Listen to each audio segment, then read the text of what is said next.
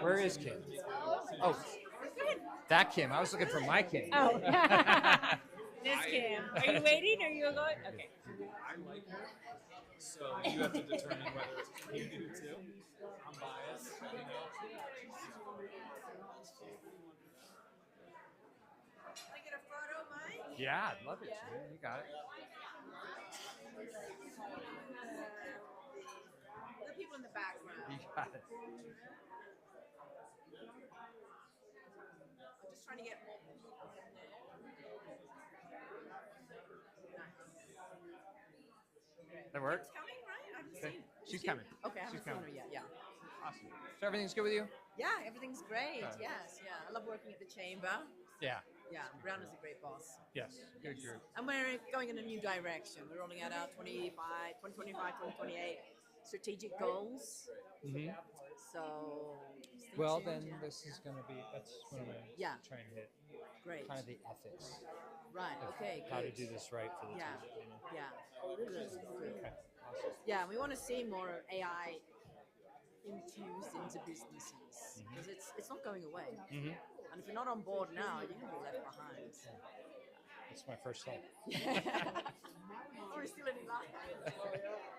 Very cool.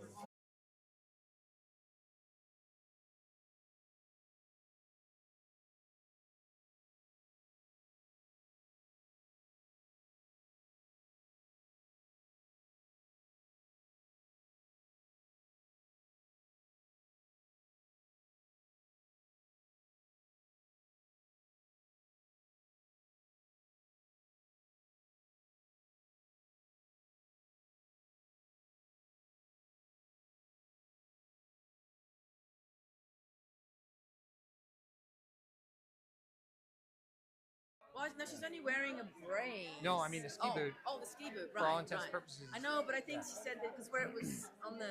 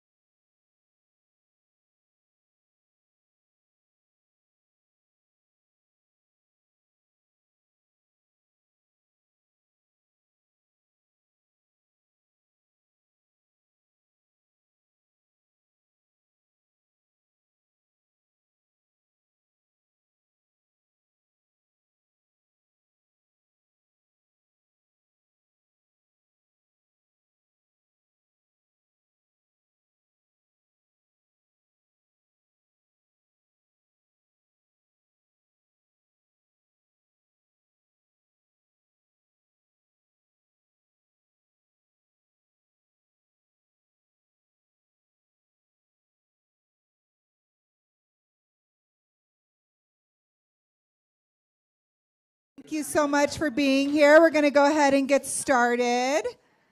Hope everyone had a chance to grab some lunch. For those that don't know me, I'm Brianna Goico, President and CEO of the Mammoth Lakes Chamber of Commerce. Thank you. Thank you. Thank you so much for joining us today for our monthly power lunch, partnered obviously with Mammoth Hospital.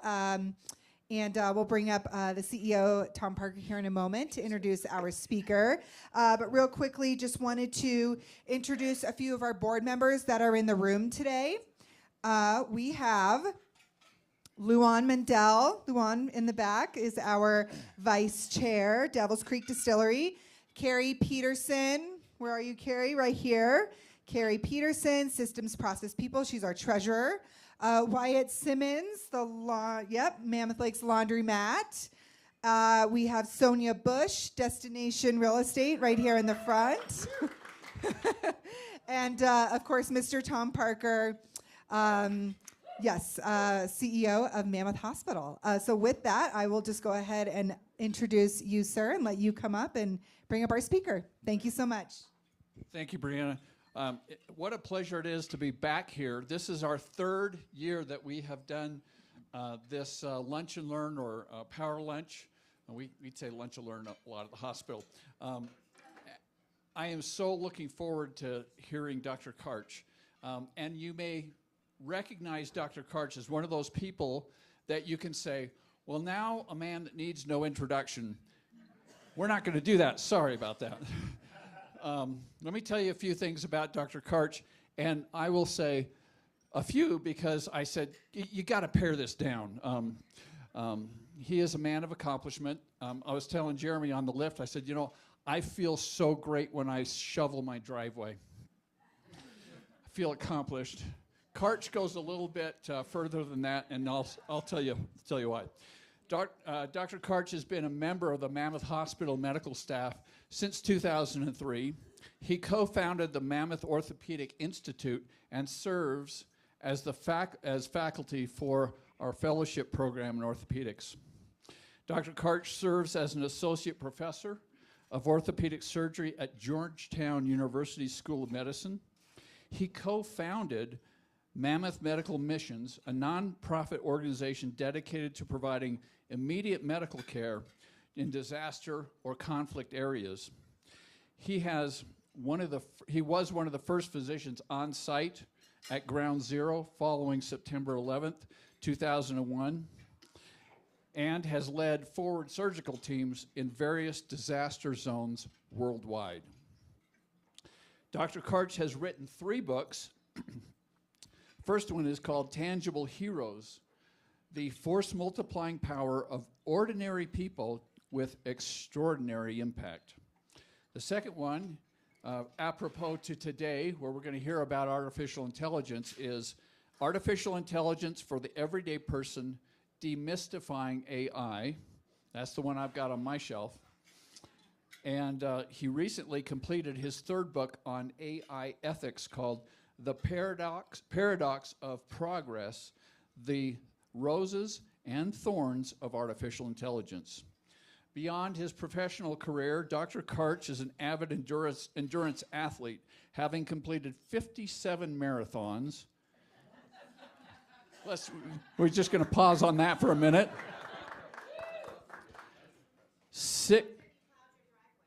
I haven't even plowed my driveway 57 times. 6 Ironman distance triathlons, and numerous ultra-distance running, cross-country skiing, and mountain biking events. Dr. Karch resides on his family ranch in Mammoth Lakes, California, with his wife, Kim. Kim's with us today, and his 3 children, Mia, Dane, and Olivia. Please welcome to the mic Dr. Michael Karch.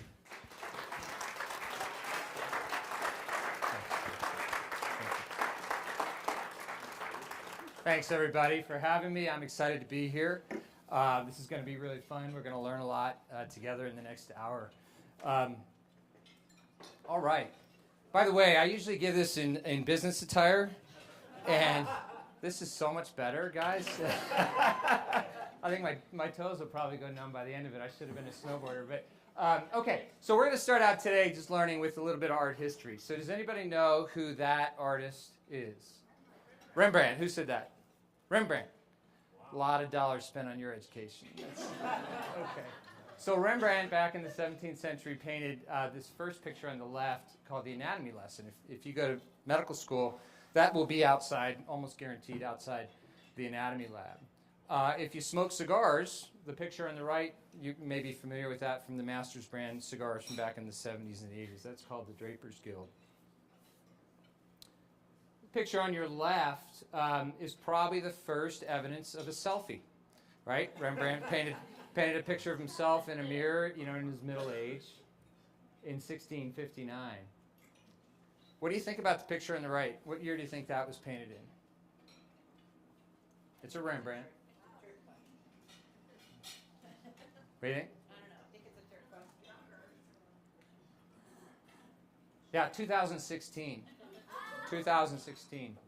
And so this is an artificial intelligence generated picture from Microsoft Azure project. And what they did was they took a bunch of data points of Rembrandt's 346 other paintings, distances between the eyes and the nose, the different color palettes that were characteristic to Rembrandt, and they asked the computer, if you were Rembrandt today, what would be the next picture you would paint? And this is called the next Rembrandt. And so, you know, this brings us to some really interesting questions in 2025. You know, can a machine paint a picture? Can it become an artist? Can a machine generate a song? Can a machine write a book?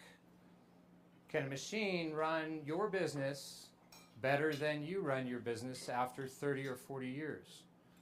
Can a machine do surgery better than I do surgery 30 years into this process? And if so, who are you going to pick? Machine or person?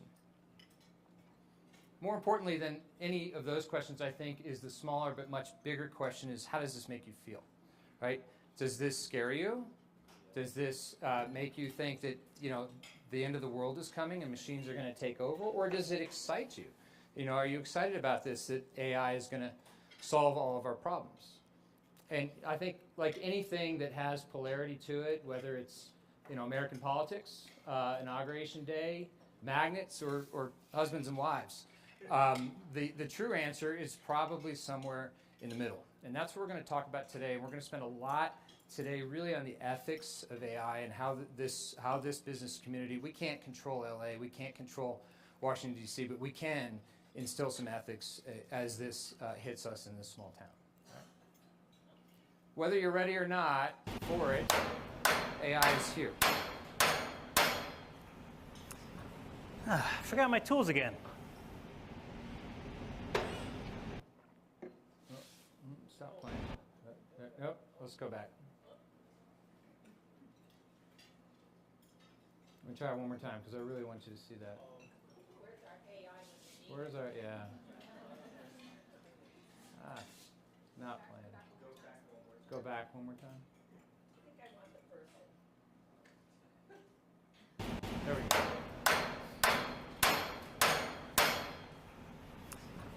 go. Forgot my tools again.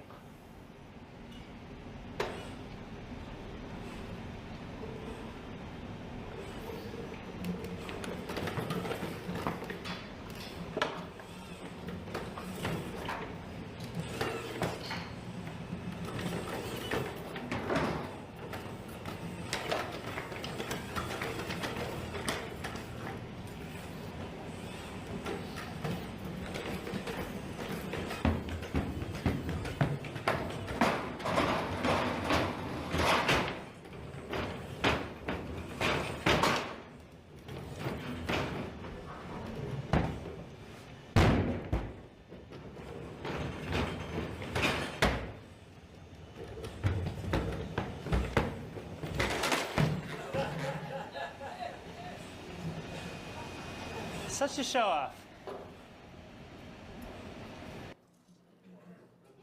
Okay, pretty impressive. So if you think AI is in the future, it's not in the future, it's right now. If you're thinking as a business person that AI is going to come, you've missed the boat. You're behind it already. And so we're going to talk about some things also that we can do in our businesses to catch us up if we're not there. This slide shows you a curve of general purpose technologies that happened in the early 1900s at the turn of the last century in terms of the Industrial Revolution. And there were some amazing things that came out of the Industrial Revolution: steel, textiles, cars, airplanes, even rockets that eventually came out of that. And so from a business standpoint, this was a huge, huge opportunity for people to invent things and to change their business practices. But there were also some bad things, some dark things that came out of this, right? People moved from the countryside to the city, and there was overcrowding. There was disease. There was cholera. People lost arms and limbs in factories. There were never injuries like that before. They were hit by cars. We never had an automobile accident before the turn of the century, and now there were thousands of them. But most importantly, there was this growing disparity between the haves and the have-nots that really showed up in this country, and it changed the way people thought. New ideas came out from that. Marxism, socialism, communism came out from this. And so, we need to think about that as we move into this next wave, because the curve on the right is where we are right now. And AI-infused technologies, you can see those curves look exactly the same, but what you're not seeing is the right side of the curve and where it's going to go, and it's predicted to go multiple folds more than the Industrial Revolution. And so the ethics about decisions that we make now are going to affect us and generations later, and especially the unintended consequences of the decisions we make now are important. Okay, about 4 years ago, Thanksgiving time, so right after COVID, Kim asked me to go to the grocery store and get food for Thanksgiving. And as a middle-aged guy, I thought, kind of like Sudoku or crossword puzzles, I'd challenge my brain and memorize the entire list, in my head and see if I could accomplish that and get enough food for 25 people, right? And I went to the store with my teenage daughter, Olivia, and the whole time I'm driving, into town, I'm kind of channeling that 1972 Sesame Street video where the young lady is, a loaf of bread, a gallon of milk, and a stick of butter, a loaf of bread. And I'm channeling that. I'm like, I'm going to get it, I'm going to get it, I'm going to get it. And so I went to the store, and I got my loaf of bread, and I got my gallon of milk, and I got my stick of butter, and I got my turkey and my cranberries, and that's kind of where I went flat. I couldn't really remember much more than that. And Olivia, my teenage daughter, and the sarcastic kind of dry wit that they have, was like, "Dad, you're a freaking idiot. Like, why didn't you put it on your phone, right?" and so and we kind of befuddled our way through it. But it points out a really important thing between human brains and computer brains is that we're not meant to do that. We have the capacity to memorize large lists, but we have to create rhymes. That's how stories have been told for thousands of years, is through rhyming. That's just not what our brains do. And so I got in line. It's, if you know this well, it's maybe a day before Thanksgiving, and the line is going all the way back to the meat section, or what used to be the meat section before they changed it, and they changed it again, and they changed it, way in the back. And as I moved closer to the line, there was a guy ahead of me who was sneezing and coughing, and his eyes were watering, and he was telling everybody around him that it wasn't COVID, that it was, his allergies. And I saw for the first time, I really hadn't recognized it before, the automatic checkout counter. And I was like, you know what, I'll try it. And so I went up to the counter and read the directions. And it was kind of cool, these bleeps and these bings and blings as you take the groceries through. And what you have to understand is I've spent a lot of money in my life insuring my hands as a surgeon. And so I was like, well, I'm going to check to see how much my hands are worth, right? And so I put my hands through the red light, and it turns out in 2022 or whatever year it was, if you don't have a barcode, you're not worth much at all. And so I got a big fat goose egg. And then came the bag dilemma, what I call the bag dilemma. Are they going to really know how many bags you take? And so I started to press 0, and then I started imagining these stormtroopers crashing through the windows and being arrested, and are thought crimes a real thing? And as I moved through this process, I realized, efficiency is really on my side. I mean, I moved through that line so quickly, and the guy who was sneezing is still 10 people back. And I got this automated thank you, cold automatic thank you, and I walked out the door. But, something was missing. And, for 20 years, I've been seeing Bonnie, the checkout lady, right? And Bonnie, the checkout lady, always strikes a conversation with me, how's the hospital? How are the kids? How's Kim? And maybe it's superficial talk. Maybe she's just buffering, this really obscenely expensive bill that I'm about ready to get. I don't know, but there was a human part to that experience. And so how much are we going to give up for efficiency? How much humanity are we going to give up in terms of efficiency? That's the question we need to ask. And so Schumpeter was an Austrian-born economist who worked at Harvard, and he came up with this theory called creative destruction in business. And that is that innovation reshapes the economy by destroying old ways and making room for new ones, okay? And so businesses are kind of like living things. Businesses have to adapt, they have to evolve, otherwise they will get replaced, they will be disrupted, okay? And so businesses are constantly, in a sense, looking over their shoulder to see what's the next predator. And efficiency becomes a life-saving skill for a business. But the question is, how much efficiency do we need in our businesses, and how much humanity are we going to give up? And that's a question this community needs to ask. Where did it all start? So Alan Turing, you've heard of Turing, but Alan Turing, just to give you a little bit of history, back in the 1930s, asked this very basic question.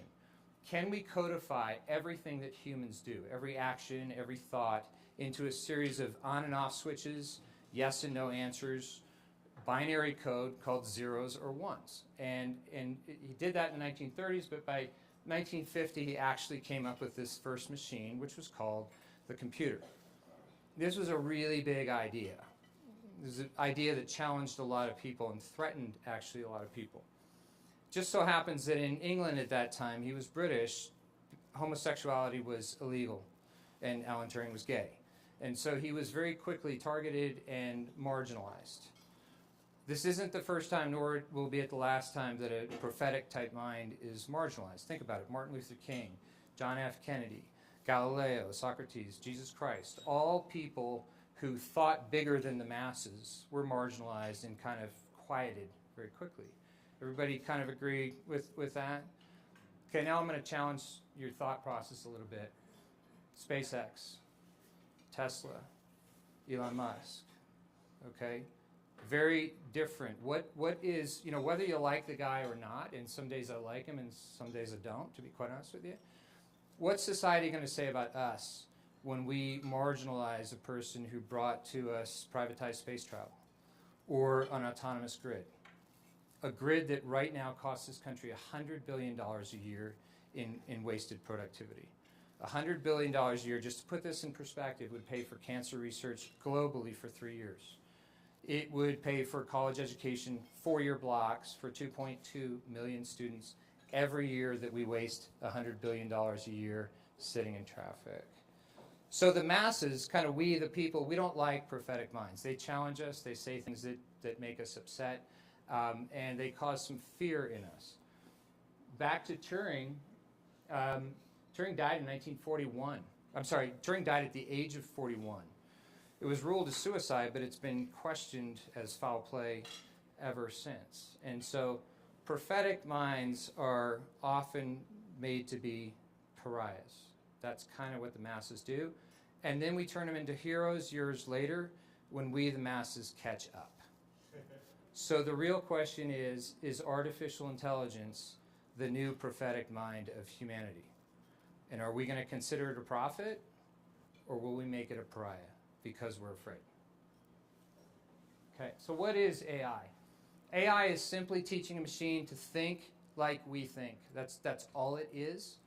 It will become very soon, you saw that robot, right? That's a pure robot, but very soon that robot will have AI infused into it, and it will start deciding what kind of backflip it does, not the person who programmed it. So very quickly, AI will become, in the next few years, teaching machines to act like humans do. We all fell in love with R2-D2 and C-3PO years ago. Very soon after that, it'll teach machines to sense to feel like we do. We're not there yet, but it will come. There are various different types of AI. We've already lived through what's called the predictive AI phase. If you think about it, Weather Channels are predictive AI. They take a vast amount of data, and that machine, that computer can see signals in the noise that the human brain can't see, and it comes up with a very accurate prediction. That's predictive AI. We just in 2022, November came through, or generative AI was kind of released to the general public in the form of ChatGPT. That's where AI can generate new content, whether it's writing content, art content, music content. And you're just starting to hear people use the word agentic AI. And you're hearing the word co-pilots, and you're hearing the word agents. The people that are in the know have already polled us and know that we don't like the word agent, we like the word co-pilot. And so you're going to hear the word co-pilot. You won't hear the word agent. But actually what that means is that each one of us will have our own computer AI-generated agent, an agent for our travel. Think about it. When you go book a trip to Mexico, you have to get online and book an airplane. Then you have to book a car. Then you have to book a hotel. Then you have to book a scuba diving trip. Your agent will know, I've got an X amount of money to spend on my budget. I'm going to be there from Monday to Friday. These are the things that I like to do, and bang, it's booked. It's done. That's your travel agent. You're going to have a work agent. You're going to have a relationship agent. You're going to have a Netflix agent. It'll know which movies. And all those agents will be managed by a co-pilot that just kind of manages the whole thing. Your personal secretary. That is not that far away. And what's really starting to happen now, in a sense, is robotic infused AI. So robots are right now trained or programmed to do a certain task, pick up this phone, right? But soon it'll start thinking by itself, I want to pick up the phone and dial this number because I'm thinking about this person, okay? We have AI all around us already. You use it whether you know about it or not, but these are kind of various AI platforms, so business analytics, generative AI with ChatGPT. And how many people use Chat? Let me scratch that. How many people don't use Chat? Okay. How many people use Chat every day? Okay. You should start using this every day. It's an amazing platform. I use it now as a search engine. Why? Because Google's clogged up with ads and everything else. I use it for my patents, whereas before I would spend a lot of money with patent attorneys doing what's called a prior art search. Does my patent infringe on anybody else's patent? I can ask ChatGPT to do that in 30 seconds, and that will save me about $6,000 per item. I use Chat if there's a concept that I don't understand. Quantum computing, I don't understand what that means. I'll ask Chat to explain it to me at a junior high level first with analogies. And then once I read that and understand it, explain it at a high school level with more analogies, then a college level, then a PhD level, then a postdoc level. And within 10 minutes, I've got that whole spectrum of knowledge, and it explains the whole thing to me, and I can understand that, right? And so it's a really, really powerful tool. We'll talk about its strengths and weaknesses in a second. But really, AI is about us. Why do I say that? Every single AI platform that's been built has been built by humans based on our data sets. Every book that's ever been written, every poem that's ever been written, every song that's ever been sung is put into the training data sets of AI. That's how it works. We'll explain that in a second. Which means AI is really a reflection of humanity, our strengths and also our weaknesses. And we have to be careful of that. We have to kind of know ourselves. So let's kind of critically look at us. Every time I walk in a room with a patient, honestly, I'm amazed. Humans are just amazing people. I could take a 5-year-old, I could sit him in front of a piano, I could give him some lessons and a little bit of motivation, and within 25 years, they're a concert pianist, right? It's true. I could take a skier at age 1.5. Colin told me his kid is skiing at 1.5. We could take that kid and put him on skis, and we could give him some hot chocolate and a little bit of motivation, and within 20 years, they're doing backflips at the Olympics. Okay? So, like, humans are amazing, amazing animals. We have built the China Wall. We have put rockets on the moon. We're sending a person to Mars, right?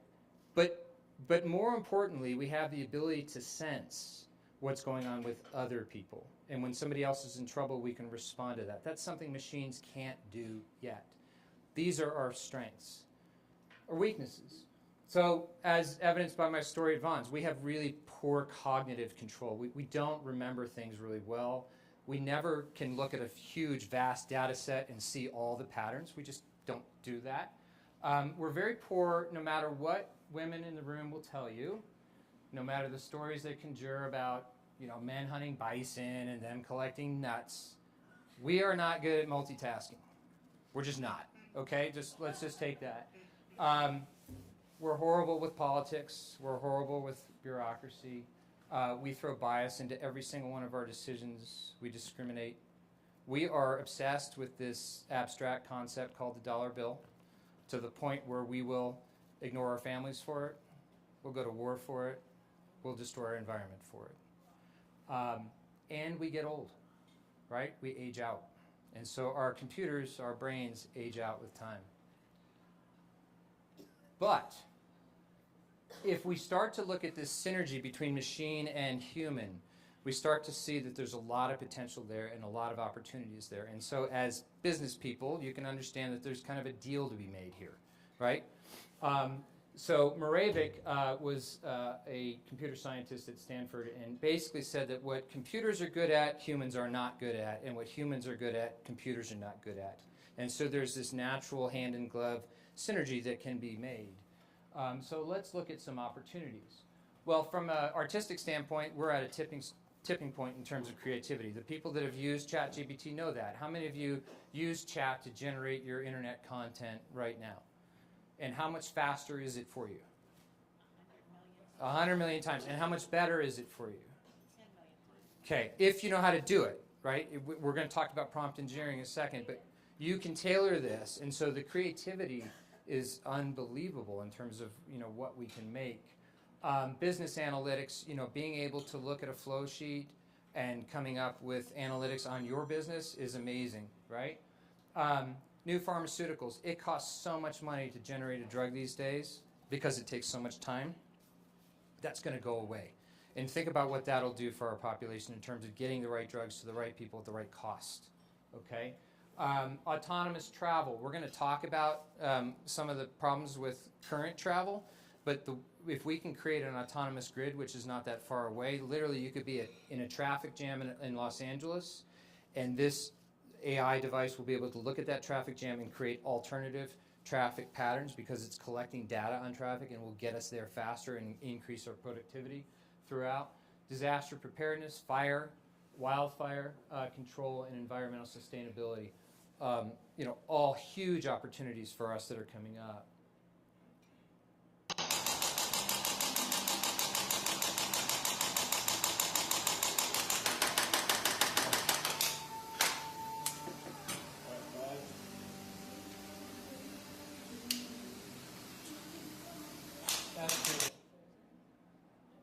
Okay, so I use power tools every day, all day, in my job. Okay, that's a hip replacement.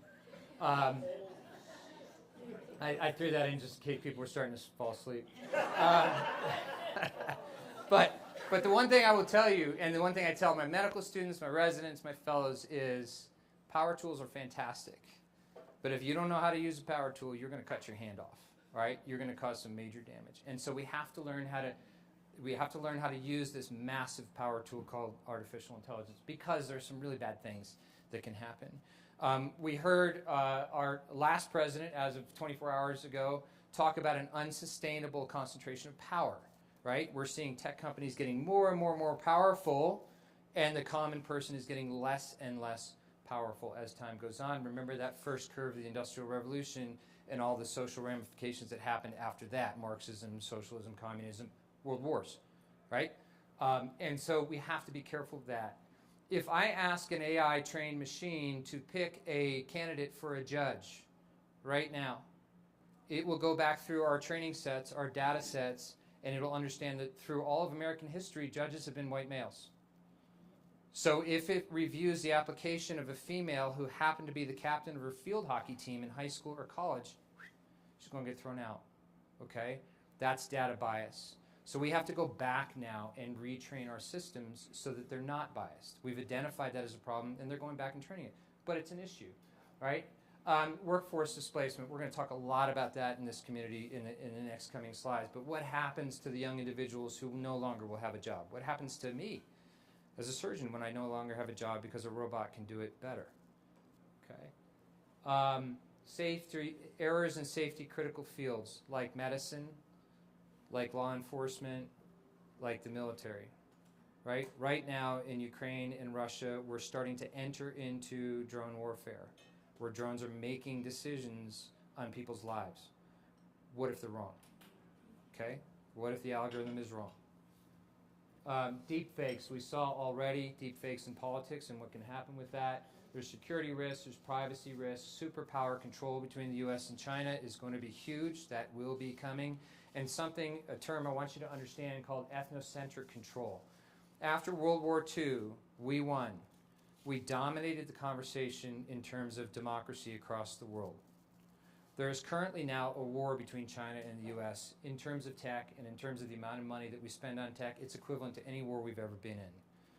If China wins this war, they will ethnocentrically control the conversation, meaning autocratic control, meaning lack of security, meaning government control. If we win that war, then our way of life sustains. This is really important stuff. This is why our government is spending so much money on chips, on control of chips, on control of media feeds, like what you saw with TikTok. Okay? All right. So how do machines learn? Well, you wouldn't be surprised to know that machines learn just like humans learn because we taught machines how to learn. So how else would we teach? We wouldn't teach them to learn how to dog learns. We would teach them how to learn like we learn. So let's go through this. There are three kind of basic ways that machines learn: supervised learning, reinforcement learning, and unsupervised learning. Let's look at supervised learning. If you were in kindergarten and you went to school, the teacher would teach you, this is an apple, this is an orange. Apples are red and round and have a stem. Oranges are orange and round and have a kind of a texture to their skin. We teach computers the same way with supervised learning. We teach them this is an apple, and we label it an apple in the data set. This apple is red, this apple is green, it has a certain roundness to it, it has a certain shape to it, it's got a stem to it. And we teach them what is an orange, and we do the same thing again. But we feed them 1 million data sets at a time, apples versus oranges. Then we put a human in the loop, and we ask the computer, we don't tell them what it is, we say, what is this object? And it says apple versus orange. And we put a human back in the loop and said, no, you were wrong. Just like your English teacher corrected your paper with a red pen, we say, no, you're wrong. This is an apple because X, Y, and Z. The computer goes and tries it again. The human corrects it again. The computer tries it again. And pretty soon, the computer knows the difference to a high degree of accuracy, what is an apple versus an orange. Translate this into skin cancer, okay?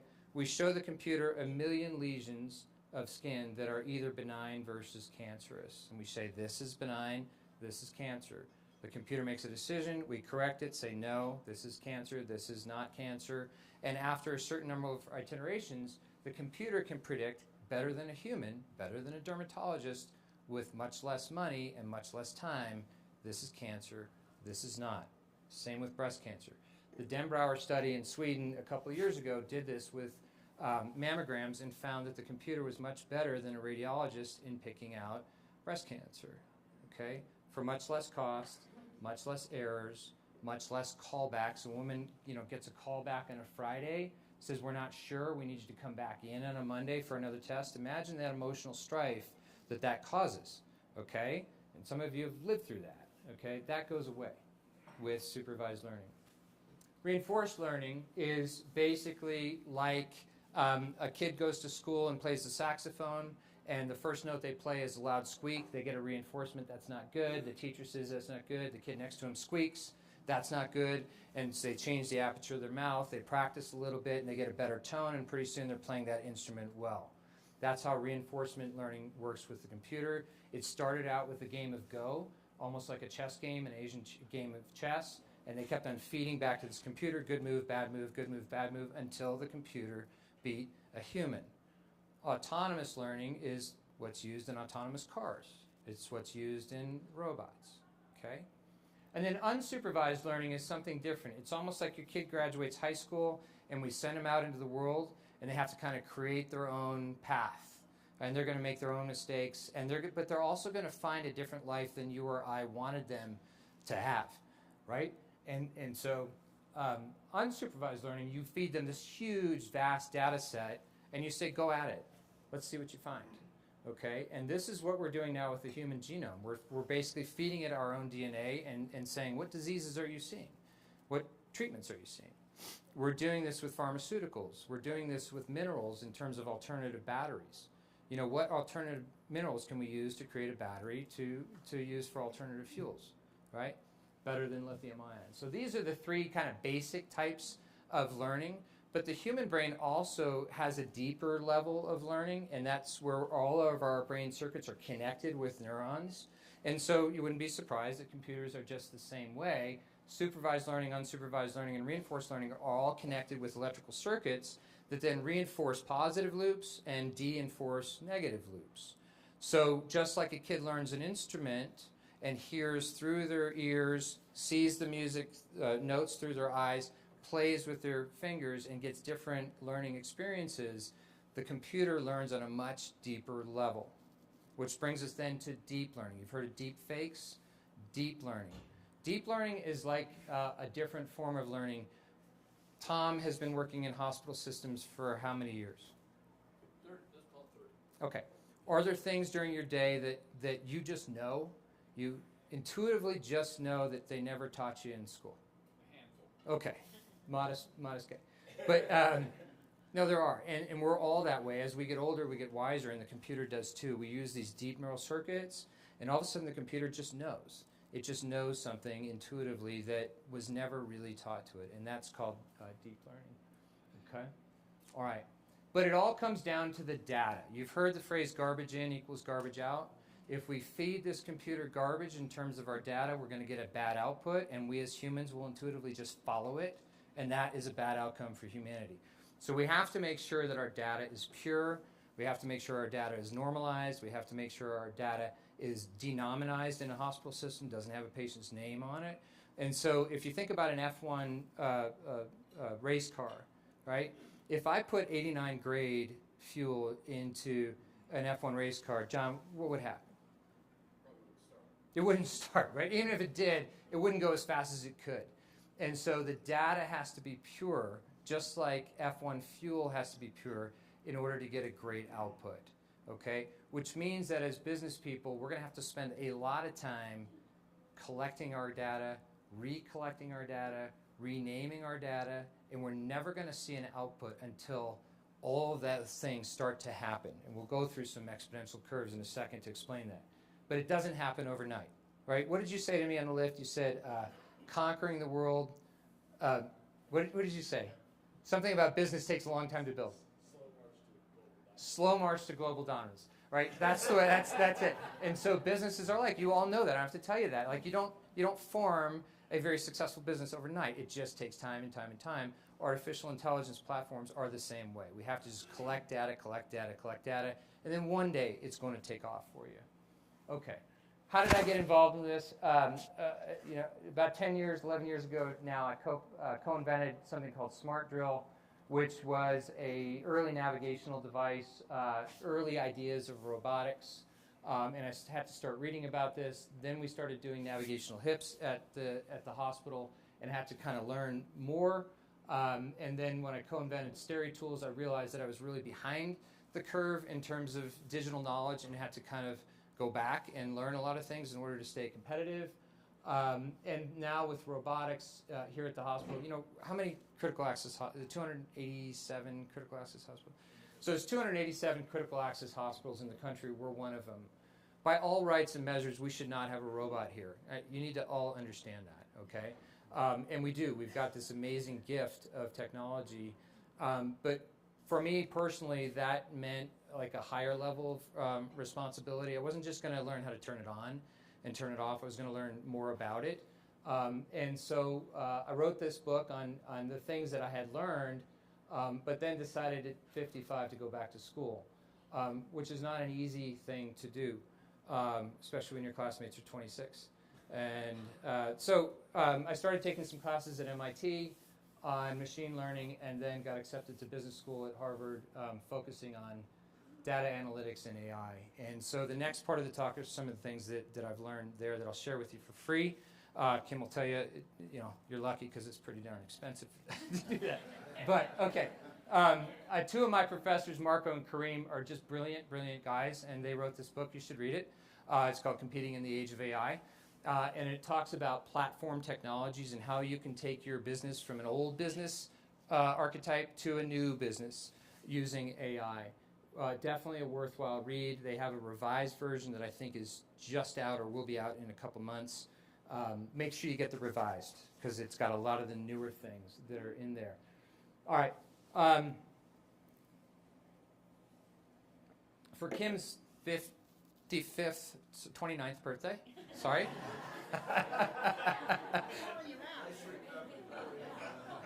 She said, I want to go to Vegas and I want to drive on the track. I want to drive a Ferrari. I was like, okay, that was out of my radar, but okay, let's do that. Happy wife, happy life. And so we went down to Vegas, and you can, I don't know if you've ever done this, but you can rent a sports car for like a half an hour and you can drive around the track with a professional driver. It's a really cool experience. Yeah. And so we went there, and she signed up for this Ferrari that had a market value, I think, of I have it up there. It's $400 and some thousand. Okay, you could rent it out for a half an hour, not for that amount of money, but $400 and some thousand. But for some reason, that car wasn't working that day, and so she got the upgrade to the $720,000 Ferrari. Okay, unbelievable machine. And so she went out and rode it for 5 laps and had a great time, and I looked good. Okay. All right. I called an Uber afterwards. Okay? And I got picked up in a Model Y Tesla for $40,000 that goes maybe 85 miles an hour. So my question to you is, which car has more value? What do you think? Depends on how you define value, but let me tell you some of the things that I've learned in terms of defining value, okay? A Ferrari is an amazing machine. The new souped-up Ferrari is an even more amazing machine, really is. But that Ferrari is going to get old, right? The pipes are going to crack, the gaskets are going to crack, the tires are going to get old, and it's going to get disrupted sooner or later. A Tesla is an amazing machine for an entirely different reason. It's not flashy, it doesn't cost that amount of money, it doesn't go fast. But every time you get in a Tesla, it collects data on you, it collects data on the cars next to you, it collects data on the bicyclist to the left of you and the stop sign and how long the stop sign. And pretty soon, in this vast data set through AI platforms, it will create an autonomous grid. Again, I said before, we waste $100 billion a year on our grid in terms of gridlock, okay?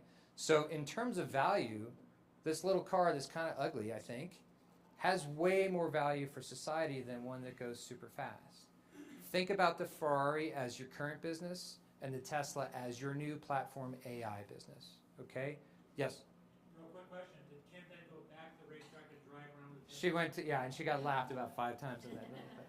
Okay, so let's look at this in terms of graph form. I'm gonna come over here just for a second. So Ferrari number 1 looks really cool. Can you see that? Yeah. Looks really cool. It's got a high intrinsic value when it comes off the lot, but then it kind of gets old. Everything starts to crack, and pretty soon, over here at some point in time, it gets disrupted and replaced by something else. Okay? We could look at Ferrari number 2. It's even cooler. It's even more expensive. It goes even faster. But the same curve trajectory happens, right? Then we get into the Tesla. Nothing happens, okay? This is where business people kind of go awry because they invest in an AI platform and they want to see a return on investment. Can you see? They want to see a return on investment the next quarter and they don't see it. And they want to see a return on investment 4 quarters from now and they don't see it. And they come back to their board meeting and they say, nothing's happening. This is a waste of time. Meanwhile, all my workers are collecting data, they're refining their data, they're changing the way they collect data. I'm spending all this money on collecting data, I'm not seeing anything, and then boom, there's an exponential change, okay? So the lesson is, when we change to an AI platform, we have to just sit and wait, right? What did you say again? It's conquering the world one, I can't remember. Global domination, yeah, slow march to global domination, I'm gonna use that. All right, So let's look at surgery, okay? I go to medical school and residency and I learn how to do a knee replacement or a hip replacement. It's got an intrinsic value. But sooner or later, my technique gets outdated or I get outdated and I get disrupted by a younger guy that comes in. I go to a course. I learn a new technique. It's the same thing. It's just a matter of time before the same end result. Remember that mountain lion and that llama? That's you, right? That's me, okay? But what if I start using a robot? That robot collects data on every single move that I make, but more importantly, it collects data on every single surgeon in North America. And pretty soon, through AI platforms, it starts infusing all that data together, and it says to you with either a green light, yellow light, or red light, you just made this move, you get a green light. That's what 99.9% of surgeons across the world would have done with this data. Or you get a red light. Red light means either you're a freaking genius and you're doing something really novel, or you're an idiot, right? And most likely, it's the latter. Okay, so that's the power of an AI platform. It takes time. When I first started doing robotics, my case time doubled. That means I could do half the number of patients in a day, right? It took about 1.5 years just to get back to my original time, right? So we're going to slow down when we start doing this. You have to understand that. You're a business. You own a widget. Let's call it a pen. That pen writes in really fancy ink, and you sell it, and pretty soon it gets disrupted. Then you get a new pen that writes in 3 different color inks. Same thing happens. People buy it, and then all of a sudden they're not interested anymore. What if your pen collected how people wrote, what they wrote, what words they put together?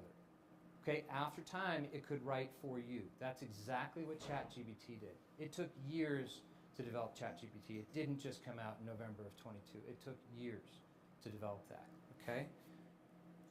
Okay. This is called the Valley of Despair. This low point when we accept an AI platform, this is called in business the Valley of Despair. And you don't want to quit in the Valley of Despair. It will come. Okay. I want to talk about 3 different things: network effect, data learning effect, and single versus multi-homing effect. A network effect is when you create an AI platform, when you collect enough data on your own business, on your own customers. The more customers you get, the more data you can collect. That's called the networking effect, all right? As soon as you collect that data and start analyzing it, you can start learning from it. That's called the learning effect. The more we learn from our data, the more we can improve our customer service, our product, whatever it is, and we start driving business away from other businesses to our business, okay? So if you were an old business, meaning you didn't use AI at all, and people recognized you as an entity in town, you would have what's called a single homing effect. Everybody went to your business just because you're the business. It's not that you're good or bad, it's just you're the person to go to buy skis. Now you're a new business in town and you start to collect data and you start to use AI platform. What do? You drive homing away from that single homing business towards multi-homing. Now they're not just going to the original business, they're going to your business, a new business. This is what Uber did to taxis. This is what Lyft did to Uber. They're multi-homing away. Okay, why are they multi-homing away? Because they're collecting data on their customers. They know what their customers want because they have a learning effect. They can have the learning effect because they spread their network wide enough to collect the data. Does that make sense? Okay. All right, so let's talk about David and Goliath and big businesses versus small businesses. All right, Marriott versus Airbnb. Okay, so Marriott. Everybody knows Marriott. Marriott started in 1927 in Arlington, Virginia, right across the Key Bridge. I used to live there as a hot dog and root beer stand. Okay, it was a mom and pop shop. And then they eventually got into the hotel business, but they started out with this key phrase, take care of your employees and they'll take care of your guests. That went all the way back to the hot dogs stand, okay? It had nothing to do with hotels. Their mainstay of business is consistency of quality. Okay, they actually have a hotel in Bethesda, Maryland, where they just test products. They test bed sheets, they test coffee makers, and once they find the coffee maker that they feel is the best, then they put it all the way across the globe in terms of all of their locations. They don't really own hotels, they franchise hotels, okay, which means that they'll take a hotel from Mammoth Lakes, and it'll become a franchise of Marriott, and all of a sudden it has to stay within the consistency of Marriott standards based on that testing, and they have a global reach. And so when they acquired Starwood in 2016, they were the #1 hotel chain in the world in terms of room count. I think that their valuation at that point was over $100 billion. Here's the problem, though. Every time they acquire a new franchise, whether it's in Mammoth Lakes or Bombay, India, it doesn't matter, they also inherit their computer system. And so there's no standardized way of collecting their data, and their data is really jumbled. Okay? That's their problem. That's their hang-up. Let's look at Airbnb. Started out, two guys, Chesky and Gebbia. They went to the Rhode Island Institute of Design, School of Design. When they graduated college in 2017, they moved out to the Bay Area, and they owned a small apartment. There happened to be a design conference in San Francisco that was sold out, and all the rooms in San Francisco were sold out because there was another conference going on. And so they decided to rent out an air mattress and a room. And they used Craigslist as their platform. That's how they advertised it, okay? And they had a number of people that wanted that room, and they saw a business opportunity immediately. Rent out a mattress, rent out a room. Okay, it kind of worked, but it kind of didn't. They didn't have any business sense. They were nearly bankrupt.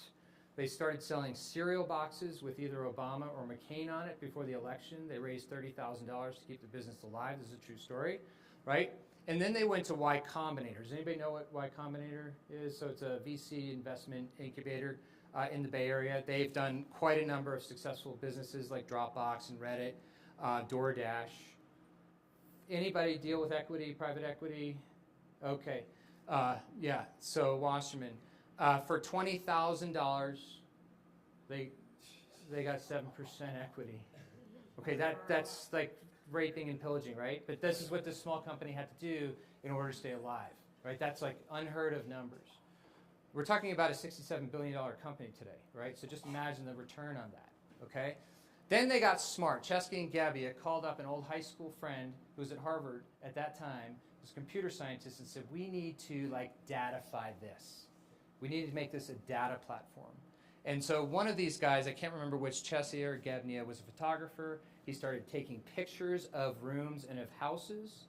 They started collecting data on what you want. Do you like a house that's modern? Do you like a house that's rustic? Where do you want your house? And they started infusing this data together so they knew exactly what you want based on the pictures that you clicked and liked, based on your prior experiences with Airbnb. They started creating an AI platform. They had no overhead. Their data was pure. It wasn't congested like Marriott's was. And within a few years, right, they took 20% of the market share. Okay, they were at one point valued at $100 billion. They're valued at about $67 billion now because Marriott got smart and reacted in this game of chess and created the Villas, right? Villas is basically Airbnb, but Marriott owned, okay? All right, and that's the way the market, but you can see how a small David can attack a Goliath very successfully by collecting data, right? That's the important thing. Okay. So AI-driven technology harnesses large amounts of clean data. Clean data is the operative word. It's scalable. It has scope. It has a data-driven learning effect. It has a network effect. This creates a virtuous loop. It just keeps feeding on itself, feeding. The more data you collect, the cleaner it is. The more you learn, the more your network grows, and you continue to grow at an exponential rate with very low overhead. Okay, and most importantly for businesses, it creates a protective moat. What does that mean? In IP and intellectual property terms, that means nobody can attack you, nobody can come in. Why is that? You own your data, right? You know what your customers want, and only you know what your customers need, right? That's a protective moat. Nobody can disrupt you. And that's why we have that exponential curve. Okay, so how can AI help my small business now? All right, there's a concept called low code, no code. Anybody heard of this? That means you don't have to go to college and learn how to use computers. That's what that means, right? You can just get on the internet and get a platform and use it. And so, how many of you use Zapier? Sonia, what do you use it for? To make something automatically happen. I'm just starting. And so you know and only know you know your business workflow. You've been doing this for many, many years and you're super successful at it, right? And so you know your workflow. And so Zapier will take your workflow, you prompt it, and it'll create it for you and then just do it for you. Automatically your workload goes down, your efficiency goes up. Okay, data analytics. Who uses Google Analytics? Anybody? What do you use it for? Yeah. So you can study how many people tapped into your website on Wednesday at 5 o'clock. Is it worth having your website up at Wednesday at 5 o'clock? Is it better to have your website up at Monday at 8 o'clock? Right? And so you can figure out what your customers are doing at a glance. It's great graphics, and it'll tell you how to tailor your business. Tableau, anybody use Tableau? Okay, great. Tableau is, I think, even better because it gives you really good graphics and really simple form visuals of this is what my customer is doing right now on my website or with my product, right? Content generation. We asked about ChatGPT before. What about Canva? Why do you love Canva? Yeah, right? To create logos, to create graphics, anything. You would have, 10 years ago, had to be a computer scientist to be able to do this, or you would have had to pay a computer scientist to do this. On a small business budget, on a startup budget, you can't do that. And so all of a sudden with these low code, no code platforms, you can do this for almost free, right? It's a small licensing fee and it's done for you, right? Anytime you want a new logo, done, right? Okay. We talked about chat a little bit, but another thing that I use chat for is when I get a contract, hospital contract, a patent contract, whatever it is, I don't understand that stuff. Okay, like I get lost in that stuff, my eyes bug out, and by the third line, I'm lost, they have the advantage, I'm at the disadvantage. Put your contract into chat and say, explain this in simple terms, and boom. Say to it, what are the strengths of this contract to me? Where am I vulnerable? Boom, you got it, right? And so it puts you as a small business person up on par. Now you can fight, right? Before, I don't think you could fight. Now you can fight. Yes? One of the things that I like personally about ChatGPT 4.0 is, we have multiple clients that service the same type of sector. So I can run my contracts through there and it will learn what I had in my first contract, and I can ask it to compare and make sure that it's all the same thing. It's so simple, right? It learns what you're telling it. Yes, it does. It learns about you, which is kind of scary. Scary, but all right, perfect. Thank you for that.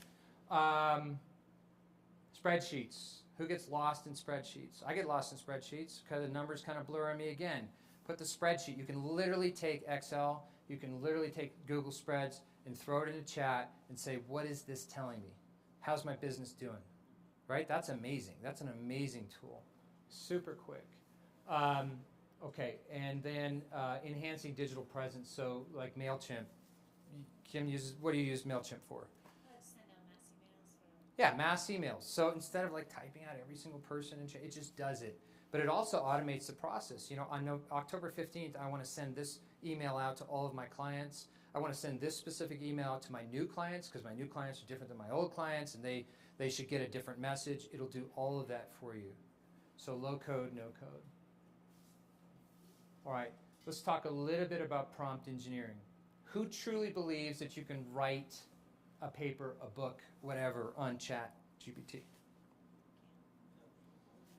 Okay, you can do it, but it's not going to be what you want. And why isn't it what you want? Because you are the subject matter expert. Like, you know black tie skis, yeah? Better than anybody in the room except for one other person, maybe even better than him, right? So, you know, you can do it. If you were to write a book on black tie skis, yeah, you could do it, but it's not going to be what you want. And so you need to learn how to prompt this AI platform with all of your human knowledge to make it better. When it gives you an output, when it spits out an output, you need to actually read it. A lot of people don't because they're lazy. Read it and then re-prompt it again and say, no, this is not what I wanted. This is not my experience. I want it this way. And then it puts another output. And so you just can't write a book. You just can't write a blog. You just can't do X, Y, and Z. You have to be the human in the loop, which brings up the question of hallucinations. So I started searching chat for articles on hip replacements and some of the new technology in hip replacements. And I wanted to see articles, recent articles in the literature on hip replacements. And it gave me about 10 articles, and then I went and looked all those up. And then the 11th article I went to look up, and it didn't exist. Okay, it made it up. Okay? Now, some people think that that's a flaw or a glitch in the system. I don't. I think it's a feature. Because if you looked at the title of the article, it's exactly the article that should be written. It's exactly the article we put our fellows on researching. Okay? So it hallucinates, yes. It creates things that don't exist anymore. Be very careful. Pay very attention to what it's telling you. Put in, 10 new items that I want to sell in my business. 8 of them already exist, but 2 of them don't. Start looking at that really closely, because somebody else will, right? You're onto something. Okay. And then there's this concept that we always need this human in the loop, this subject matter expert in the loop. Okay, I want to look just briefly at healthcare and show you some things that are going to be happening, because it is a business and it does affect all of us. And my toes are going numb in my ski boots right now. All right, so value, we talked about value before. Value is actually defined as outcome over cost. There's actually a definition to it. It is a fraction. So the greater our outcome, the lower our cost, the more value we get. Okay, let's look at American healthcare. We spend $4.5 trillion a year on American healthcare. That is almost 20% of our GDP. If something goes wrong with American healthcare, this is a critical sector of our economy. Our economy will go down. That's how important it is. Okay? So it's called a critical safety field from an economic standpoint. Of that 4.5 trillion, 1 trillion is spent in administrative costs. That means I think Sonia needs a procedure. I go to book the procedure. The insurance company denies it. Why do they deny it? Because they have AI platforms that look at my note and say, no, you don't have the right words, the right buzzwords. It gets denied. That delays the process. Administrative costs go back into correcting that note. I do the procedure, I build the procedure, they deny it, right? They deny a heavy, heavy percentage of procedures. That adds cost to the system because it's to their advantage to deny it and delay the paying process out. So there's huge administrative costs just infiltrated into the system. We end up spending more than any of the top 20 countries in the world on healthcare, but our outcomes are not the same. So if you look at outcomes over cost, our value is less in American healthcare. By 2030, all baby boomers will be over 65, which means that their health costs are going to go up. By 2030, there's going to be a shortage of physicians by 150,000 and almost 500,000 nurses. Because of COVID, people are leaving the field. What does that mean? Sean Peters, right? Sean Peters' principle. We are going to get disrupted. Healthcare will be the #1 sector to be disrupted with AI, because AI can make us more efficient in so many different ways. Okay, right now we're beta testing an AI platform that's called Ambient AI. So I walk into the room and I see a patient, and instead of me spending an hour and a half to 2 hours every day after my workday dictating these notes, this AI platform listens to the conversation and automatically puts it into a note. Okay, it saves me an hour and a half a day, which is kind of amazing. But there's more to it. Because we talked about the $1 trillion a year in administrative costs. Very soon that platform will link up downstream processes, meaning it will then take my note and code it. It'll take my note and bill it. It'll take my note and create a defensive paragraph to the insurance company to say, no, you need to pay for this. Okay? You can't stall us any longer. So all of these things are kind of coming and will it'll take that $1 trillion wasted money and reduce it to some extent. Personalized medicine. So right now we're in a reactive phase. You get sick, we treat you. How about treating you in a proactive phase? These are your genetics. This is your exercise profile. This is your diet profile.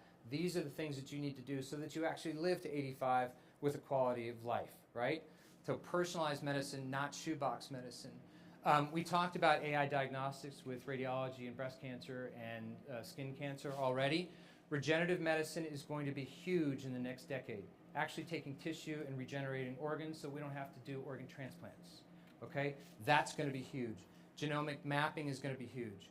I never want to talk about investing, never listen to a doctor when it comes to investing. But Biosensor technology is going to be revolutionary. How many people have a smartwatch on right now? Okay, how many people carry an iPhone right now? If you actually take the time later today and press on the Heart app on your iPhone, you will see it's collecting an enormous amount of biometrics on you that you don't even know about.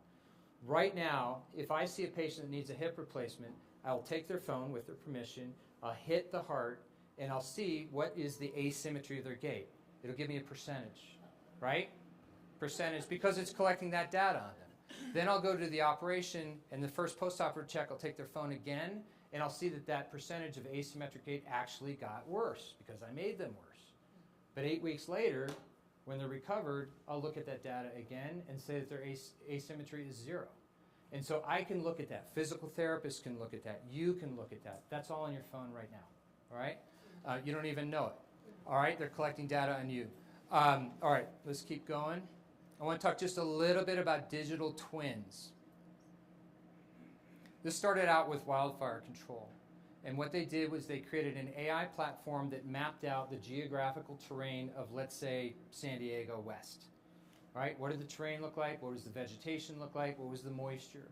And they created an identical AI platform that was exactly the same, and then they changed one variable, wind speed, or another variable, vegetation, or a third variable, humidity.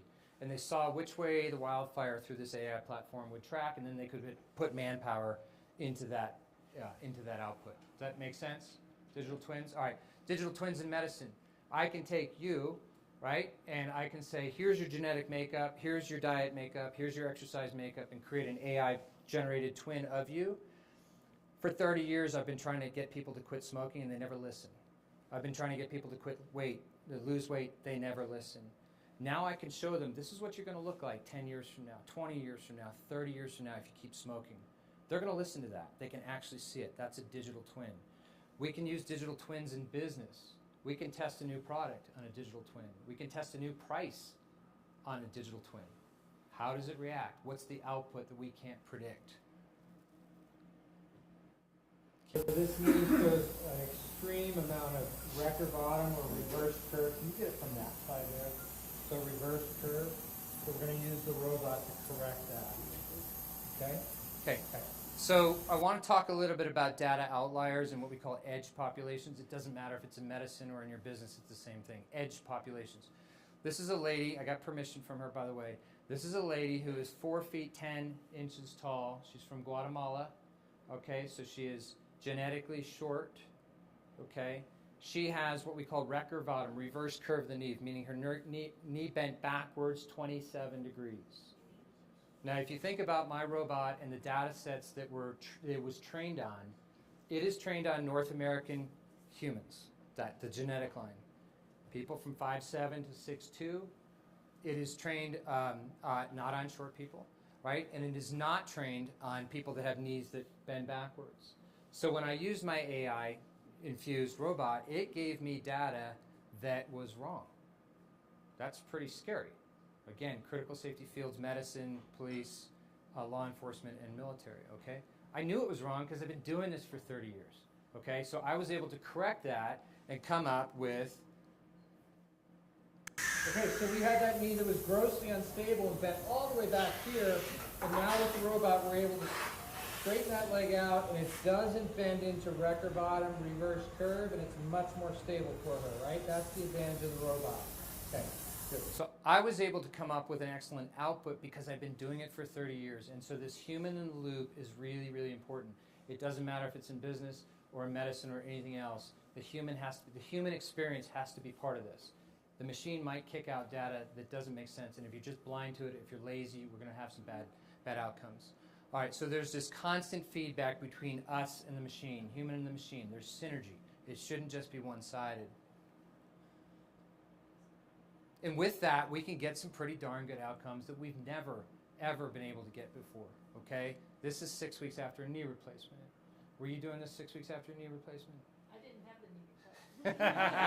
I know, that was a trick question.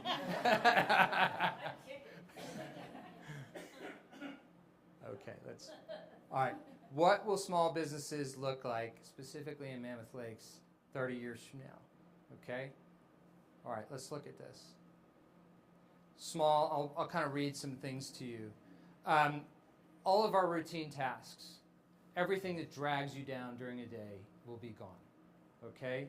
That will be automated. There's probably no question about that. We will use digital twins to test business strategies, okay? You understand that now. Hyper-localization of AR, augmented reality, and virtual reality and immersive experiences. So let's look at black tie, okay, for a second. The alpha generation is the youngest generation that's out there right now. If I were you two guys, I would be focusing my thoughts on the alpha generation. Why is that? Picture two young boys at home, two different homes, on a Wednesday night, playing a video game against each other. That happens every night across America, right? And one guy pulls a cheap shot on the other kid, okay? The next morning, they get into their mom's car to drive to school, and that fight continues. In other words, these kids in Gen Alpha don't really know the difference between a synthetic and a real experience, okay? And so this generation is different than every other generation humans have ever seen, is they constantly morph between the digital and the real, the digital and the real. They carry this fight over, if you will. So imagine, if you will, with your business, right? Somebody renting skis from you in Los Angeles, and they use an AR, VR technology to test out race skis versus powder skis versus twin tip skis versus wide versus narrow skis. And they can actually feel, they can actually see what it's like to be on these various different types of skis. And then they come into town and they rent it from you. They know exactly what they want. This is what this generation will want. Take it a step further. Your storefront is gone because a drone drops that ski off at their hotel. Take it a step further, drops it off at the bottom of chair 2. This is where we're going. This is where I would spend the next 5 years collecting data, seeing absolutely no return, targeting that next generation. Forget about us, right? Focus on the next generation because this is what they want, okay? The other thing they want, this new generation, and this kind of started with the millennial generation, was they want to identify with the business they work for. This is really, really important from the millennials through the Gen Zers to the Gen Alpha. They want to identify, and one thing that's huge with them is environment. So our hospital, if we start to think about environmental sustainability, if we start to think about conserving waste, 10 years from now, that generation will want to work for us versus somebody else. This is really important to them. This should be really important to us. It should be part of our long-term strategy. Borderless commerce and 3D manufacturing. Who says manufacturing has to happen in China? Why couldn't it happen here? Right? It could. All right? Co-working spaces, small businesses working together in a co-working space, paying 1 rent instead of 5 rents. This is really important because rent is really expensive and affects your bottom line. Why are you not working with somebody else? Because people in San Francisco are, right? We should be thinking about that. Again, sustainability, renewable energy, decreased waste is going to become more and more important. I'm taking a product right now through the FDA, but also through the CE, through the EU.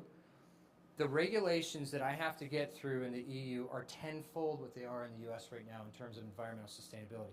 They won't even look at my plan, my product, until I have a sustainability plan. That is coming our way. We're just behind. So you should start looking at that now. And then challenges. So what do we do with our workforce now? We start upskilling them now. That should be part of your business plan, upskilling your workers, right? What are we going to do about this digital divide, the haves and the have-nots? If you're a business that can't afford or is not interested in learning about AI, you will be gone. You will be disrupted. There's no question about it. So we can't afford in this small town to have this digital divide where businesses exist in Silicon Valley and they exist in Boston, they exist in San Diego, but they don't exist here because we will be overtaken, right? Cybersecurity is going to become huge because every time one of us taps into a computer, we make ourselves vulnerable. And finally, fees to big tech. How much are we willing to pay? How much are we going to pay to big tech to get access to this data? Why don't we just collect it ourselves? It's cheaper. It's better. You create that moat.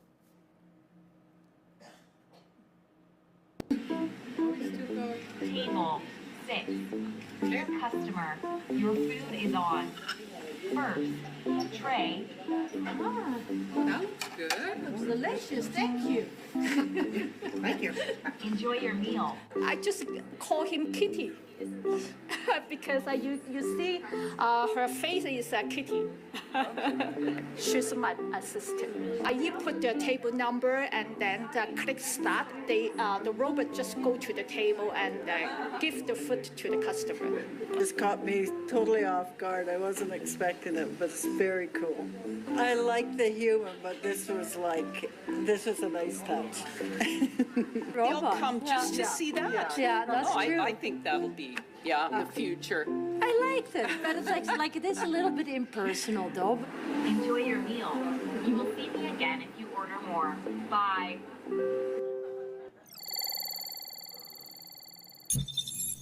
Okay, who's going to be the first? Who's going to be the first business in town that employs a robot and fires a human? Right? Somebody, one of you will be. And what kind of criticism are you going to draw? And, how are you going to justify that decision? A human employee, this is based on 2024 data, costs a server in California cost the business, $24,000 a year. If you add benefits into it, it's $31,000 for every employee that you have. Okay? That robot costs $15,900. Okay? A human employee works 40 hours a week at best, times 50 weeks, that's 2,000 hours per year. A Bellabot, the robot, has 100,000 hour lifetime before it fails. Okay? So basically, one Bellabot equals 50 years worth of human work. That's $15,000, $16,000 versus $1.5 million. Okay? So the Bellabot represents a significant 100-fold value proposition. So who's going to be the first? Right? Because it makes sense. And you're off by 20,000 employees. Yeah. Add 20,000 to these roles. Yeah, that's right. Okay? Because here's the deal. Right? Michelle Lane hired my first daughter. My first daughter in her first job serving tables. Right? She also hired my second daughter. Nikki Lee employs one of my daughters right now. Dave Schatt employs my son, or employed my son in his first job. And there are incredible skill sets that we all had the opportunity to learn from in our first job, serving tables, right? Bussing tables, bartending, customer service, working with other people, working a cash register. All of that's going to be gone when the Bellabot is 100 times more efficient than the human. So we can't control LA, we can't control Washington, D.C., but how are we as a business community going to deal with this? I don't have the answer to that, right? We're all going to have to figure this out, but this is real, right? If we take out the legs of our young people in terms of their working skills, we have taken out our community, period. There's no question about it. We're gone, okay? And so this is really what I wrote my book about, was the paradox of progress, in talking about, yes, when we progress, when we innovate, when we invent something, it's great. There are huge advantages to innovation, but we have to think about the negative things as well. It's a yin and a yang, and we as a community have to come together and come out with what's the best choice for us, okay? And I think we're small enough and, frankly, smart enough and powerful enough to do that the right way if we think about it now, okay? One of my other professors, Neely, she's fantastic the way she thinks, but she specializes in change behavior. And how do you take your company, your idea that I want to take my company into an AI-generated platform company, and how do you change the ideas of your employees? How do you get people to go along with that? Because it's a lot of work to do this. Okay, and she creates this qubit. And the qubit has a y-axis and a x-axis on it. And so on the x-axis is simply, I can do this. I have the ability to do this, period. On the vertical axis is buy-in. And buy-in really comes down, from an employee standpoint, is how does it benefit me? That's really what it's about. Okay, that's why people buy in. And if you do that little qubit, you'll find that people, yourself included, fall into one of these four categories. If I strongly feel I have the skill sets and the intellect to do this, and I have a lot of buy-in, I really want to do this for my business, I'm going to end up in that top right category. I would imagine most of you as business owners are going to end up in that what we call inspired category.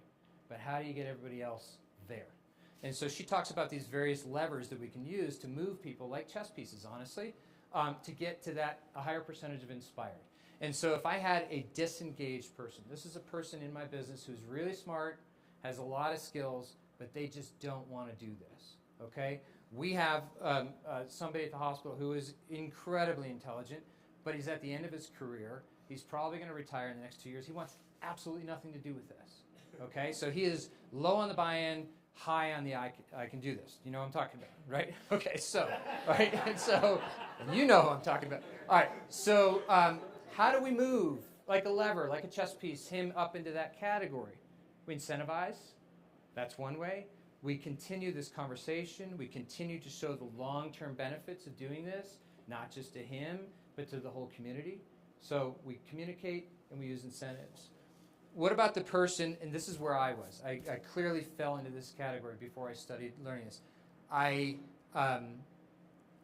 felt like I understood the value in this. I had, kind of this high buy-in, but I didn't have the skill sets to do it. I mean, I went to residency. When I was in residency, this is when the computer generation boomed. I was working 120 hours a week. I missed it.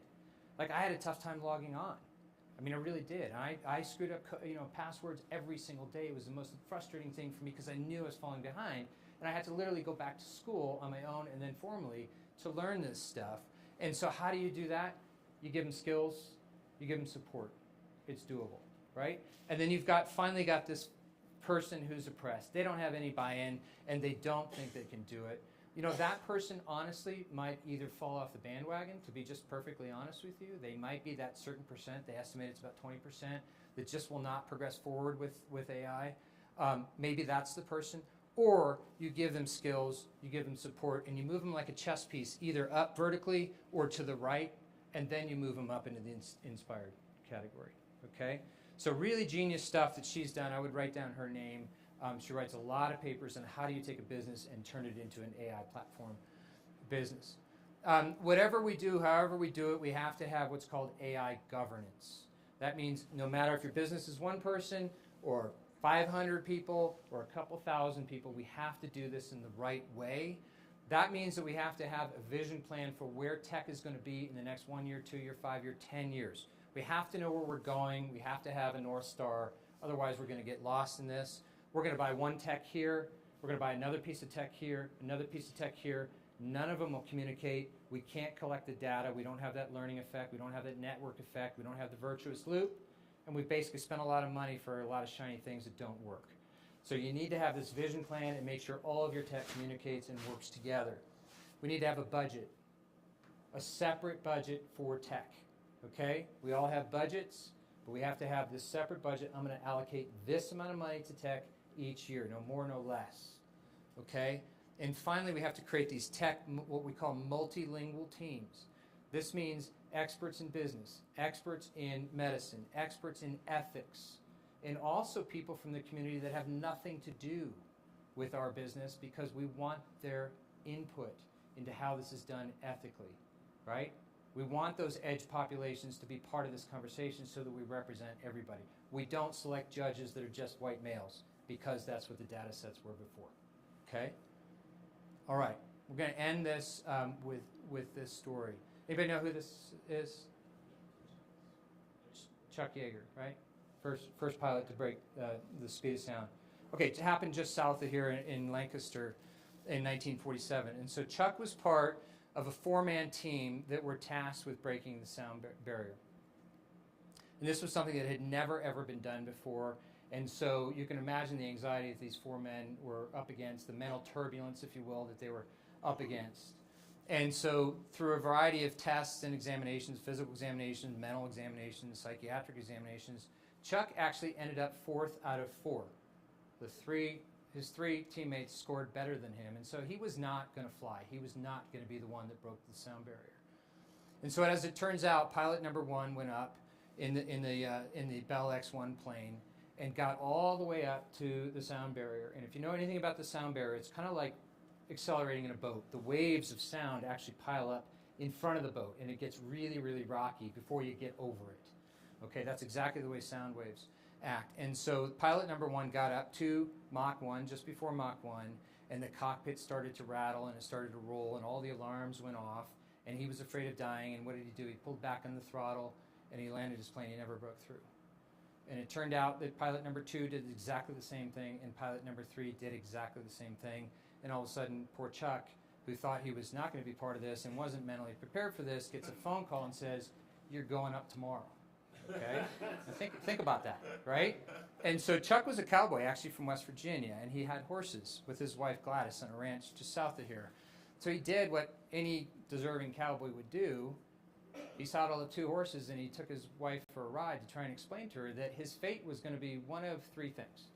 You know, either he was going to get up to the speed of sound and pull back like the other 3 had done, or he was going to etch his name into American history, world history, by breaking through the sound barrier, or he was going to crash and burn and die a fiery death over the desert of California. It was going to be one of those 3 outcomes. And if you know anything about horses, you'll know that when you're anxious and you have this internal anxiety, a horse is the last place you should be, right? Because a horse is going to sense this and it's going to buck you off. And that's exactly what happened to Chuck the night before he went up. He got bucked off. He broke 3 ribs, okay?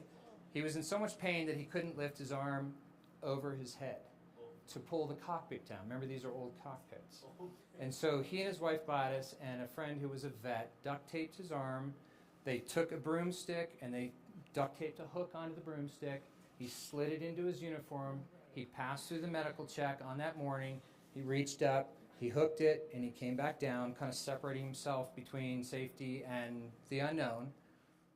And he went up and hit this turbulence, this physical, mental, psychological turbulence. And what he did that was different than the other 3 was he just took the accelerator, the throttle, and just went boom, and he hit it, right? And he broke through, and guess what happens when you're on the other side of the sound barrier? Everything gets smooth. And that's the way I think we should look at this as a business community, is it's going to get rough. It's going to get rougher before it gets smoother. You're going to adopt some of these platforms. They're not going to pay off. There's going to be no return on investment. You're going to question it. There's going to be ethical issues that hit this community. Let's just push through together. It'll be smoother on the other side. It'll be better. So thank you.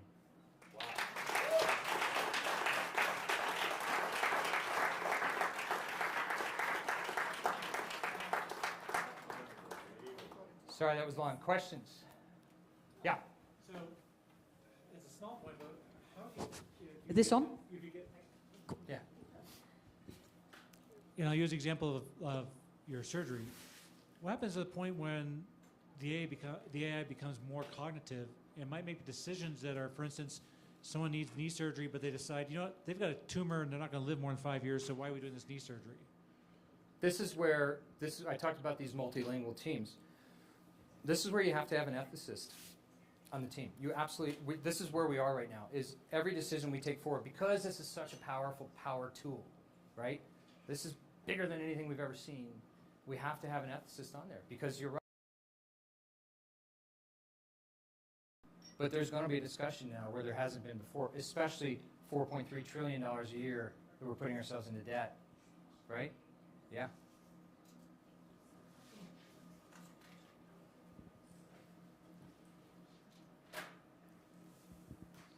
Thank you. Great talk. Chad with On Track Construction Management.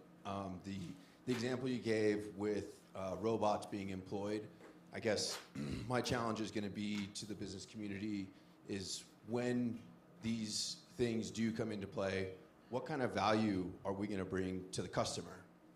And I think that's a bigger question. It's a bigger question. Somebody else try. What do you think?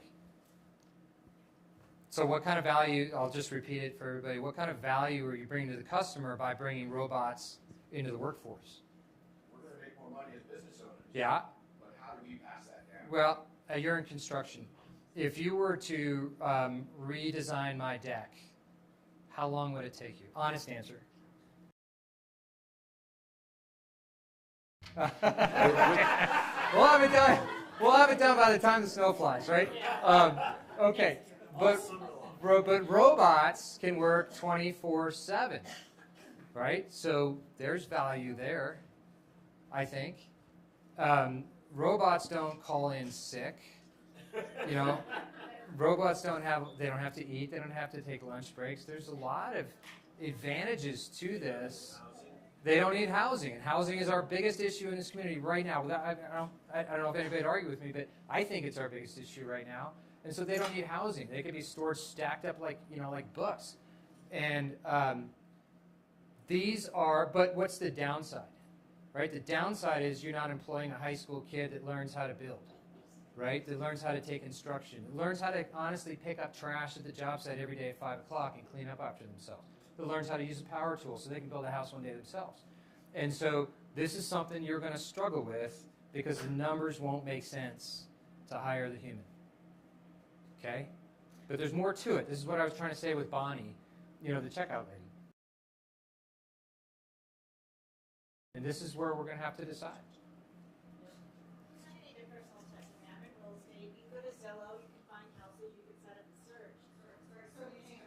Yeah.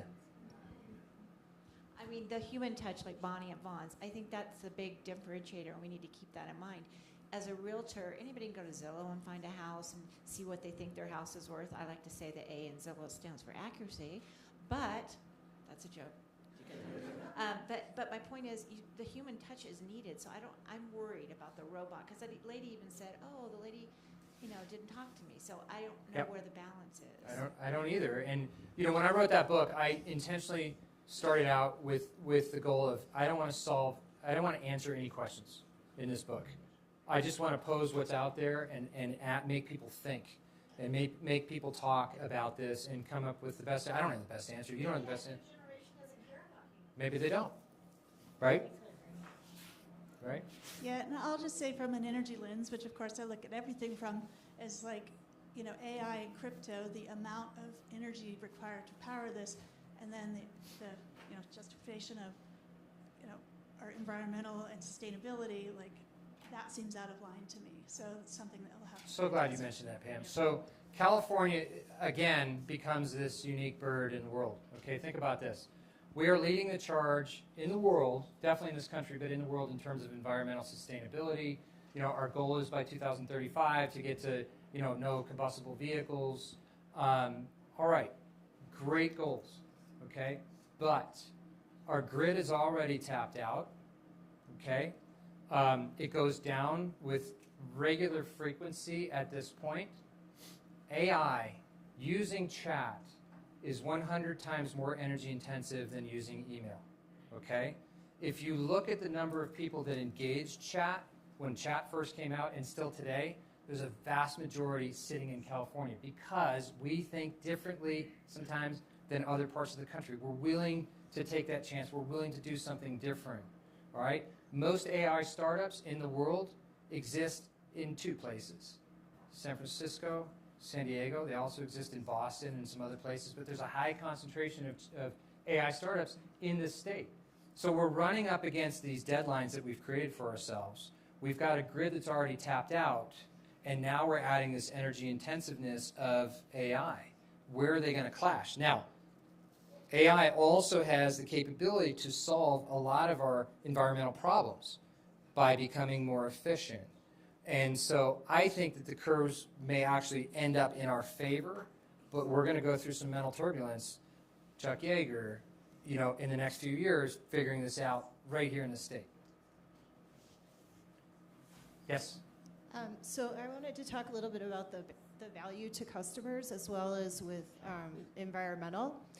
So I'm an archaeologist. I work in the environmental sector in California. And while I don't think that there can be a replacement for the field archaeologist because our industry is very nuanced, there's arguments saying that that can be replaced. I don't believe it can. But when it comes to the back end of reporting to federal, state agencies, local agencies, a lot of our work feeds into a larger environmental document. And those documents are very formulaic. And I work in the utility industry largely. And so some of the work that we do, the environmental documents can be thousands of pages long. There's no reason for that. The data that's actually driven by our work is what's important. And the way that we approach a project from a mitigation standpoint during construction is important.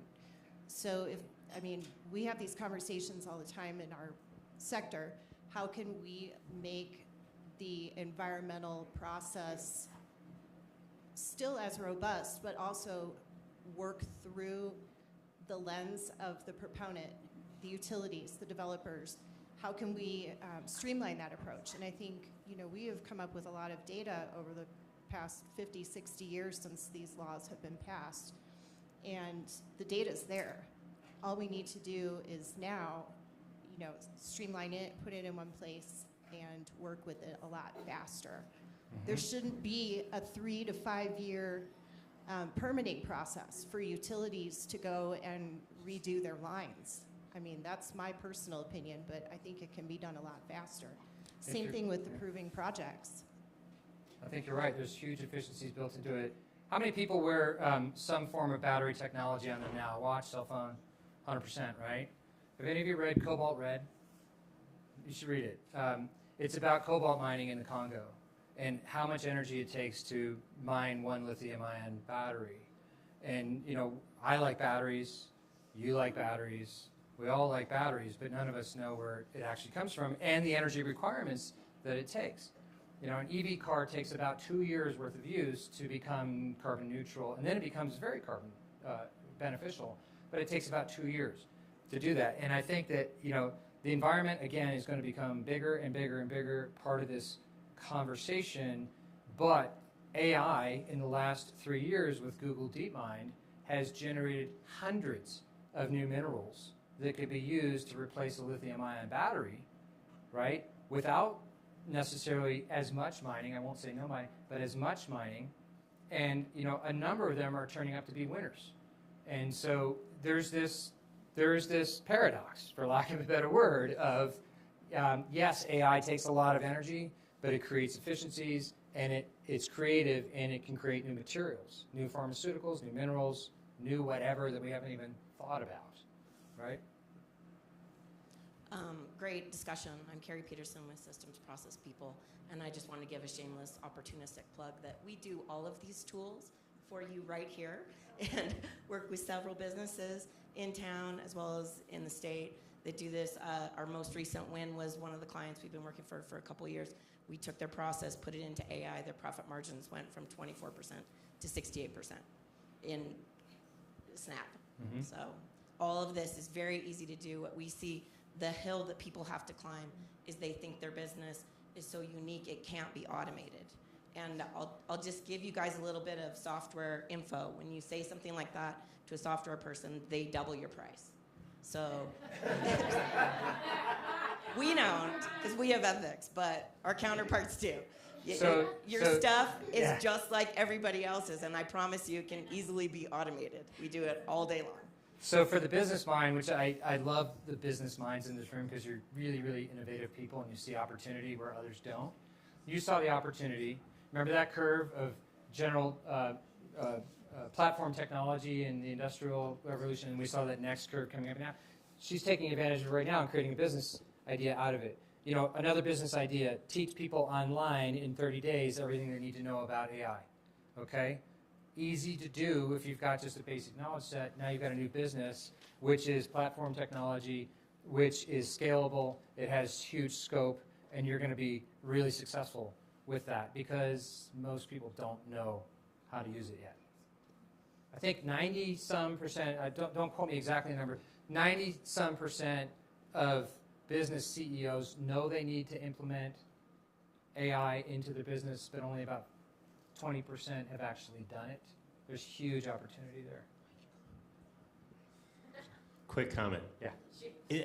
I think my sense is we think AI is going to kind of do everything for us, but the one thing I took from yours is it really requires you have to create a relationship. You have to interact. You have to constantly check it and make sure that what it's producing is what is desired. I just want to make sure. Am I understanding that correctly? I felt like that's what you were kind of getting at a lot in your... The 2 points I wanted to make today were that and the ethics. And so thank you for hearing me on that. But yeah, and so remember that Moravic's principle, what humans are good at, computers are not. What computers are good at, humans are. That principle really stands. It needs to be synergy. It cannot be, I'm just going to ask the machine to do this. You're going to get something that you don't like, right? Doesn't represent you well. Thank you so much, Dr. You got it. Karch. Round of Thank you. applause. Thank you. And sorry, we don't have any more time for questions, but you can come up and talk after. We can hang out up here. I'm just going to pass off to Gina, our communications manager, to make a few announcements. Thank you for filling out the surveys. Gina, I'll turn it over to you. Hi, everyone. If you don't know me, I'm Jean, the communications manager at the Chamber. I just wanted to say and tap on to what Jeremy was saying. I actually have this relationship with my ChatGPT. I call it Chatty. And there are times when I'm actually annoyed with Chatty because Chatty is not doing what I want it to do. So it jumps ahead sometimes. And I'm saying, hang on, I haven't given you the prompt that I want to give you. Can you wait? And then it apologizes. It's actually a really nice relationship. So if you haven't had one, I would recommend having a relationship with your ChatGPT. You can even give it a name, I'm pretty sure. It would like that. So, okay, so we've kind of gone over time, so I will go quickly with our announcements. Yes, so first of all, I'd like to give a warm thanks to our speaker, Dr. Karch. I would also like to thank Caroline Britton from the hospital, the communication strategist, who's been fundamental in organizing this, and also, that's better, and Tom Parker as well. So, I'd like to thank the Mountain and Parallax for hosting us, and also I'd like to thank Jesse Still and Amy Smith over there from Eastern Sierra Now for live streaming the event. Our next event is on Tuesday, January 28th, so in a week's time. We're actually having our first ever Chamber business meeting with Hispanic business owners. We're having this meeting at the Breakfast Club from 5 to 6:30 p.m. And we're really excited. It's going to be in collaboration with the town of Mammoth Lakes. We'll be joined by Lupita Lopez, who's the revenue specialist. And also we have Mammoth Lakes Tourism with Betsy Truax, and I think a few of their other team will be there. So it's a great opportunity for the Hispanic business community to meet with the Chamber, get some ideas on funding opportunities, navigating business licenses, and their tax requirements. So the meeting is open to everyone. However, it will be in Spanish. And so if you wanted to spread the information as well, we'll be more than happy for you to do that. Followed after that, on Thursday, so that's next Thursday, January the 30th, we have community coffee. So as you all know, that we do community coffee in collaboration with Mammoth Lakes Tourism.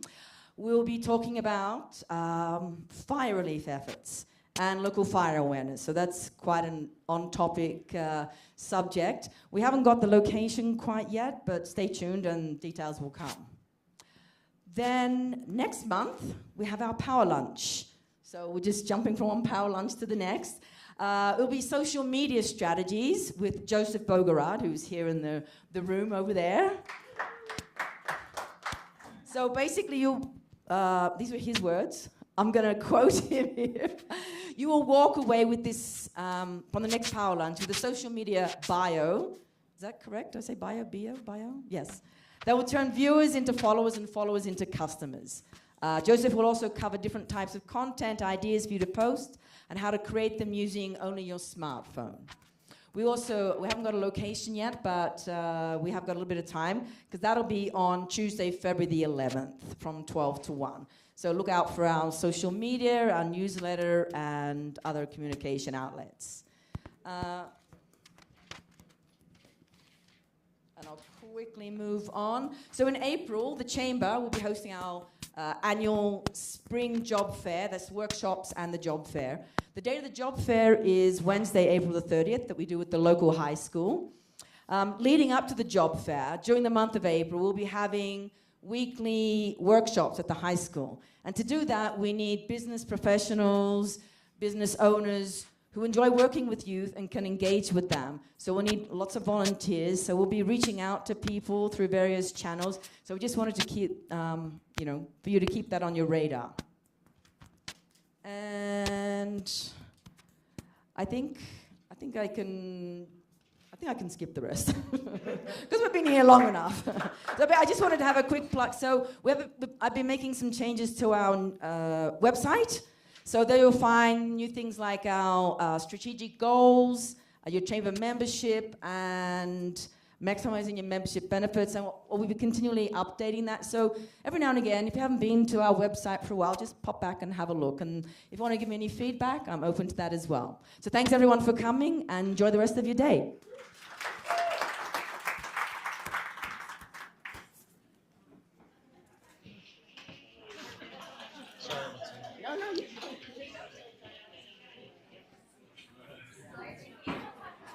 Thanks, guys. I'm sorry. I should have stood over there.